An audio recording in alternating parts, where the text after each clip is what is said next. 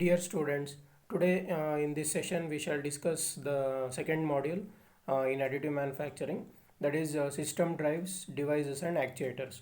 So in second module there are two subunits. First unit is system drives and devices, and in that we have hydraulic and pneumatic motors and their features, electric motors, AC, DC and their features. So in second part we have actuators, and in actuators there are electrical actuators, solenoids, relay, diodes, thyristor, triac, hydraulic and pneumatic actuators, design of hydraulic and pneumatic circuits, piezoelectric actuators, shape memory alloys. So we shall start from hydraulic motors. So hydraulic motors or hydraulic cylinders are used to transmit power by the force of fluid. So they transmit fluid power into mechanical energy. That is, the energy associated with the fluid is converted into mechanical energy and it is transferred.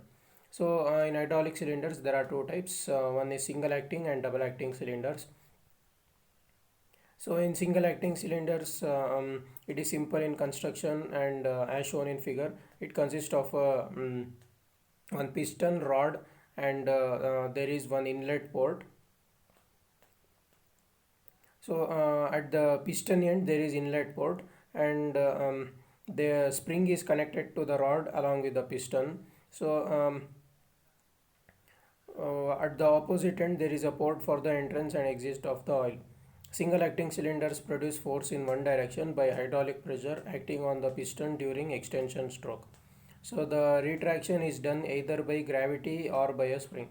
So here the extension of the piston is done by applying high pressurized oil from the pressure port, and the retraction is done by the spring present at the rod side or rod end. So during retraction end, the pressure port is connected to the sump, and the oil present in the piston end, it is pushed back by the spring force. So you can see there is a vent port. It is given for any air trap present inside the rod end for passage to the atmosphere. So if there is any air present in, it can be sent out to the through the vent port. So this is a single acting cylinder, and next we shall see the double acting cylinder.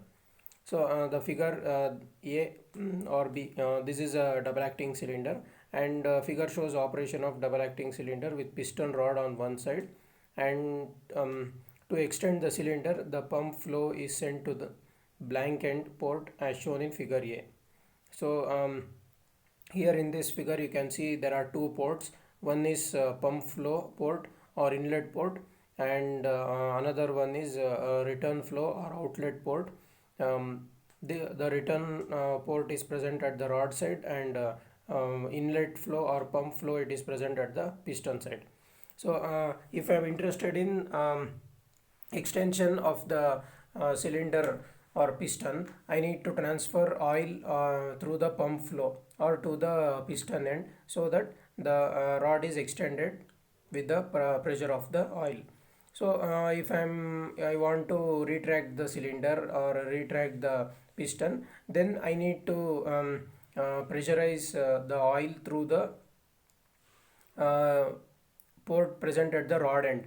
So if I send oil at the rod end, the rod and piston, they are retracted, and the oil present in the piston side, they are sent back to the sump.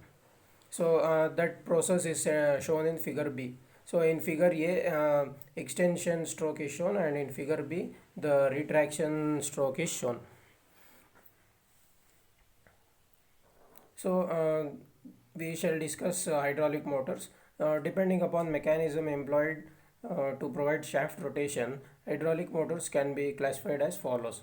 There are three types of hydraulic motors. One is gear motors, vane motors, piston motors. And in piston motors there are two types: axial piston type motors and radial piston type motors. So these motors they are used to transfer energy. Gear motors are similar in design to the gear pumps, but motors are usually designed to have a case drain port and a reversible direction of rotation. So a gear motor develops torque due to the hydraulic pressure acting against the area of one tooth.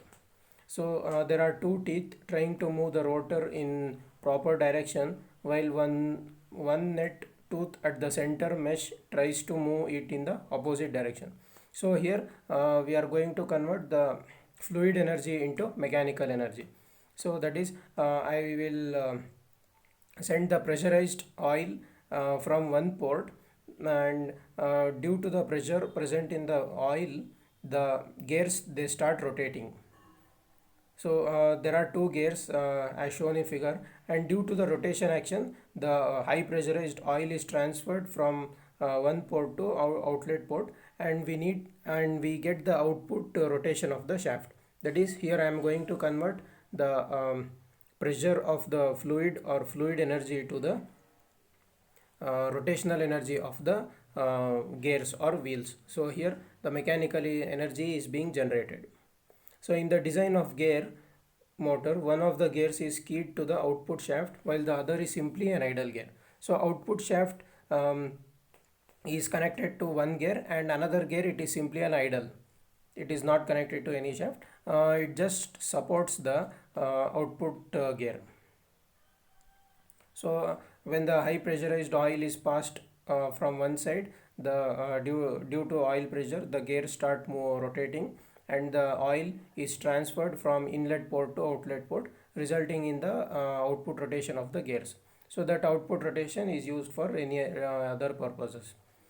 So one will be the gear which generates output rotation, and another gear it is a simply idler gear which supports the output shaft. Thank you guys.